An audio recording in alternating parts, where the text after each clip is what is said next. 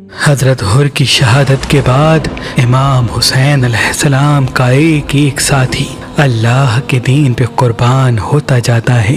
हज़रत अब्बास के जितने भी भाई थे वो सब इमाम हुसैन के कदमों में कुर्बान होते हैं। जनाब अब्बास के बेटे कुर्बान होते हैं। हज़रत हबीब इब्ने मज़ाहिर अपनी कमर में लाठी को बांध देता है ताकि वो झुकी हुई कमर सीधी हो जाए और आप मैदान में जाके शहादत का जाम पी लेते हैं। जनाब ओन और मोहम्मद शहीद हो जाते हैं। बस जैसे ही अजीज़ व अकारिब शहीद होने लगते हैं, इतने में शहजादा कासिम इमाम हुसैन की खिदमत में आके अर्ज करता है, ऐ मेरे चाचा मुझे भी इजाज़त दें ताकि मैं भी आपके कदमों में कुर्बान हो जाऊं। इमाम हुसैन फरमाते हैं, ऐ मेरे प्यारे भतीजे तू मेरे भाई हसन की निशानी है। बस कासिम आके अपनी माँ को बताते हैं। आपकी माँ बीबी उम्मे फरवा फरमाती है, ऐ बेटे तुम्हारे बाबा हसन ने ये वसीयत की थी, एक वक्त ऐसा आएगा जब पूरी दुनिया मेरे भाई हुसैन के खिलाफ हो जाएगी। उस वक्त ये तावीज जो कासिम के बाजू पे बंधा हुआ है इसको खोलना ताकि मेरा भाई मेरे बेटे कासिम को इजाजत दे दे और मेरा बेटा कासिम मेरे भाई हुसैन के कदमों पे कुर्बान हो जाए। बस शहजादा कासिम को इजाजत मिलती है। आप मैदान में जाते हैं। जैसे ही आप शेर की तरह लड़ते हैं, मगरिब का लश्कर मशरिक की तरफ, मशरिक का लश्कर मगरिब की तरफ भागता है। आप घोड़े की ज़ीं से ज़मीन पे आते हैं और आपका जिस्म पामाल हो जाता है।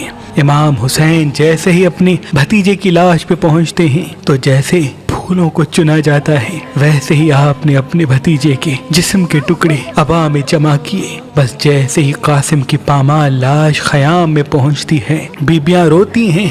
इतनी देर में जनाब अब्बास फरमाते हैं, ऐ मेरे मौला हुसैन अब तमाम साथी शहीद हो गए हैं, मुझे इजाजत दे दें। इमाम हुसैन फरमाते हैं, ऐ अब्बास तू फौज का सिपहसालार है, तुझे इजाजत कैसे दूं? जनाब अब्बास फरमाते हैं, मौला अब इस फौज में सिवाय अकबर और आपके कोई नहीं रहा।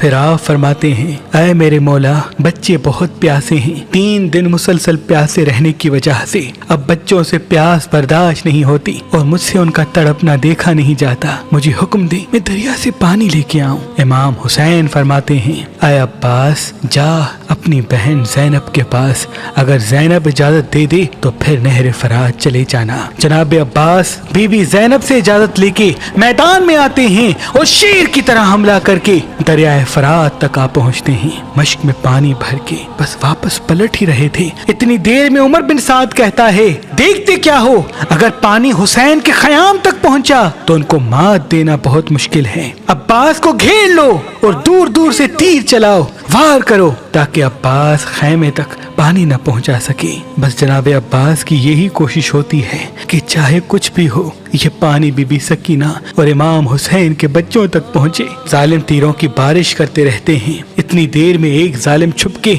जनाब अब्बास पे वार करता है कि आपका एक बाजू कलम हो जाता है। आप अलम और मश्क दूसरे बाजू में संभालते हैं। जब दूसरा बाजू भी शहीद हो जाता है तो आप अलम और मश्क को अपने दांतों में संभाल के तेज तेज खयाम की तरफ बढ़ते हैं। तारीख ने लिखा आप पे इतनी तीरों की बारिश होती है कि आपका पूरा जिस्म तीरों से ढकने लगता है और एक तीर आपकी आंख में आ लगता है और एक तीर उस मश्क को लगता है जिसमें जनाब अब्बास ने बीबी सकीना और बच्चों के लिए पानी जमा किया था। बस जैसे ही आप देखते हैं कि मश्क से पानी बहना शुरू हो गया है, आप झुक के अपनी आंख से तीर निकालना चाहते हैं। इतनी देर में जालिम पीछे से वार करता है और आप घोड़े की ज़ीं से ज़मीन पे आते हैं और आवाज देते हैं, ऐ मेरे आका हुसैन मेरी मदद करें।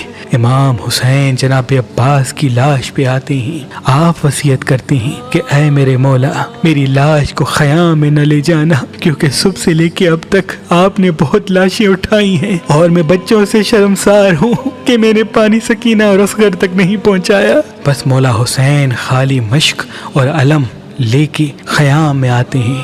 बच्चे दूर से जब अलम को देखें तो उन्हें लगा शायद अब्बास चाचा आ रहे हैं, लेकिन देखते हैं कि खाली मश्क है और खून से भरा हुआ अलम इमाम हुसैन लेके आ रहे हैं और चचा इमाम हुसैन के साथ नहीं। बस बच्चे रोना शुरू करते हैं। इमाम हुसैन बच्चों को दिलासा दे के कहते हैं कि तुम्हारी प्यास को रहती दुनिया तक याद रखा जाएगा। मेरे नाना के दीन को बचाने के लिए ऐ मेरे बच्चों तुम्हारा प्यासा रहना जरूरी है। इतनी देर में जनाब अली अकबर फरमाते हैं, बाबा अब मुझे भी इजाजत दें। इमाम हुसैन शबी रसूल अली अकबर का माथा चूमते हैं। आप अपनी माँ और बहनों से इजाजत लेके मैदान में आते हैं और खुतबा देते हैं, ऐ लोगो देखो मैं तुम्हारे रसूल मोहम्मद मुस्तफ़ा सल्लल्लाहु अलैहि वसल्लम का हम शक्ल हूँ।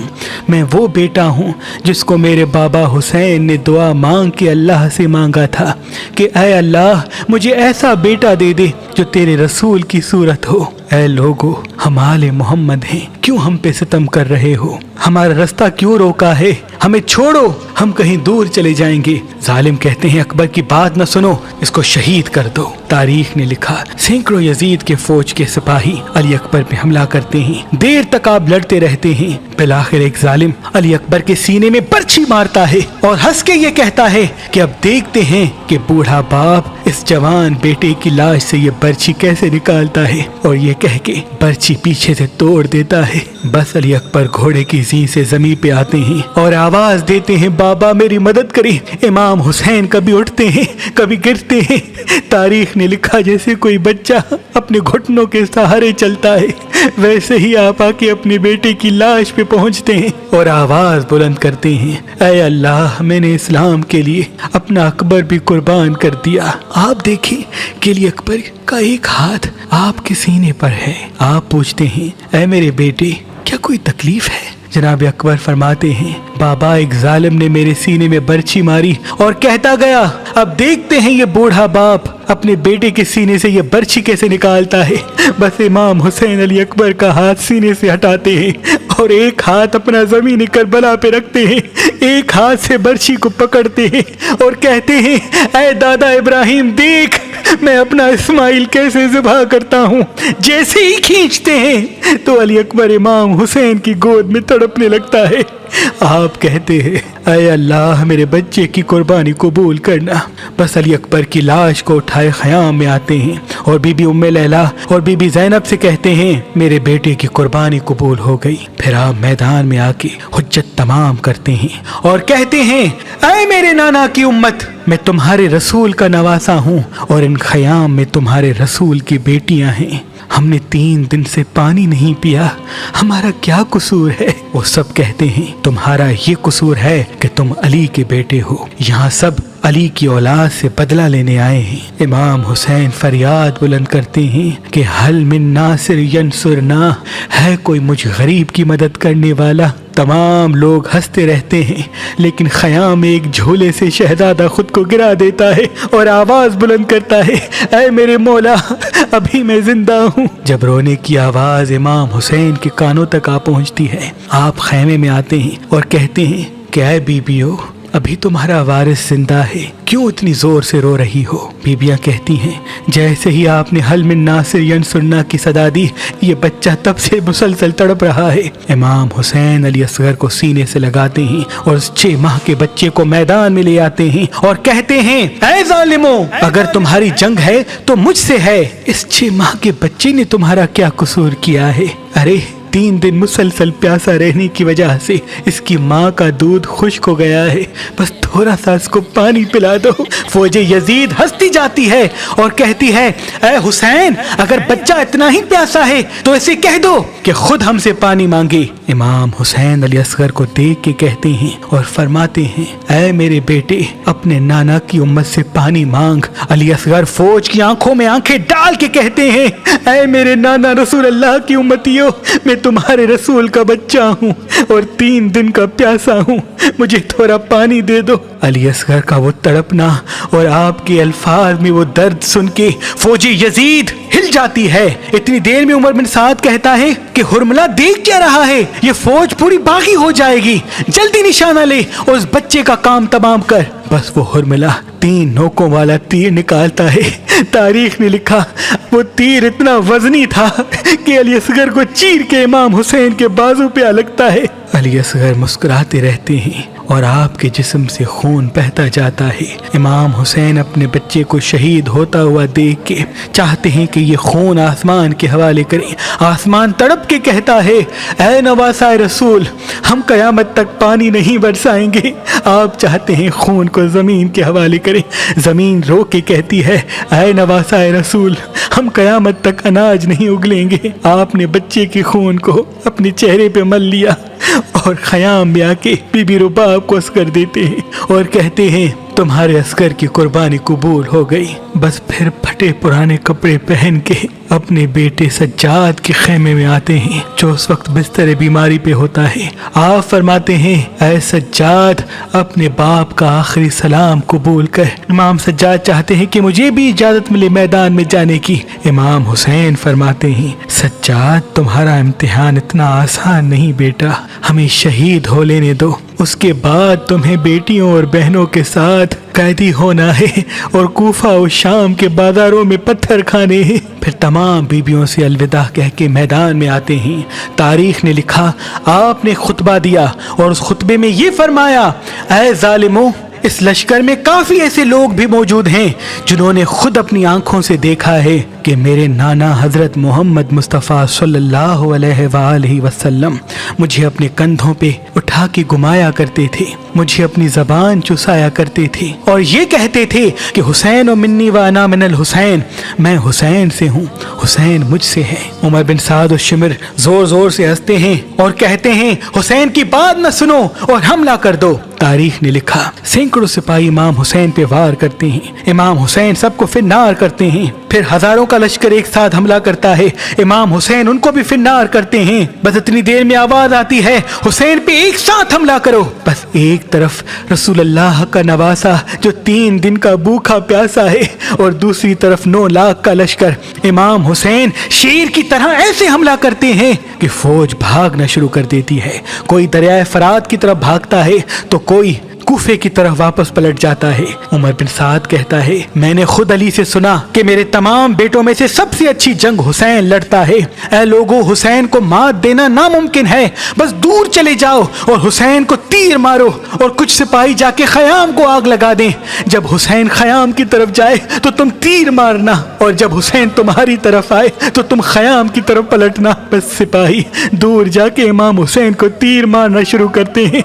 तारीख ने लिखा, कोई नेजा मारता है, कोई भाला फेंकता है, कोई तीर मारता है, कोई तलवार मारता है। जिसके पास मारने के लिए कुछ नहीं होता वो करबला की गर्म जमीन से पत्थर उठा के इमाम हुसैन को मारता है और वहाँ ख़याम को आग लगने की सूरत में बीबियों की आवाज़ें बुलंद होती हैं। इमाम हुसैन कभी ख़याम की तरफ जाते हैं, कभी मैदान की तरफ आते हैं। बस आवाज़ें गैब आने लगती है, ऐ हुसैन, तेरा अल्लाह तुझसे राज़ी हो गया। इमाम हुसैन अपनी तलवार को रोक लेते हैं और फौज यजीद में से कोई जालिम इमाम हुसैन की पुश्त पे वार करता है। आप घोड़े की ज़ीं से ज़मीन पे आते हैं और सजदा शुक्र में चले जाते हैं। मुसलसल अल्लाह की दरबार में अर्ज करते हैं, ऐ अल्लाह, तेरा शुक्र है कि तूने मोहम्मद के इस नवासे को इस अजीम इम्तिहान के लिए चुना। बस वहाँ ख़याम जलते रहे और यहाँ आप अल्लाह का शुक्र करते रहे। इतनी देर में जालिम आगे बढ़ते हैं और इमाम हुसैन का सर काटना चाहते हैं। तारीख ने लिखा, जो भी इमाम हुसैन के करीब आए, इमाम हुसैन की आंखों में उनको रसूल अल्लाह का चेहरा नजर आए, वो दूर चला जाए। शिमिर कहता है, ये काम मुझसे ही होना है। बस वो नवासा रसूल का सर काट के नोके नेज़ा पे बुलंद करता है और इमाम हुसैन के जिस्म मुबारक पे घोड़ों को दौड़ाया जाता है। आपकी लाश को पामाल कर दिया जाता है, आपके ख़याम को लूटा जाता है, आपकी मस्तूरात को बेचादर करके कैदी बनाया जाता है। लेकिन आपका सर मुबारक कटने के बाद भी नोके नेज़ा पे बुलंद होकर तमाम इंसानों के नज़दीक ये पैगाम देता है कि ला इलाहा इल्लल्लाह मुहम्मदुर रसूलुल्लाह, अल्लाह के सिवा कोई इबादत के लायक नहीं और मेरे नाना हज़रत मोहम्मद मुस्तफ़ा सल्लल्लाहु अलैहि वसल्लम अल्लाह के रसूल हैं।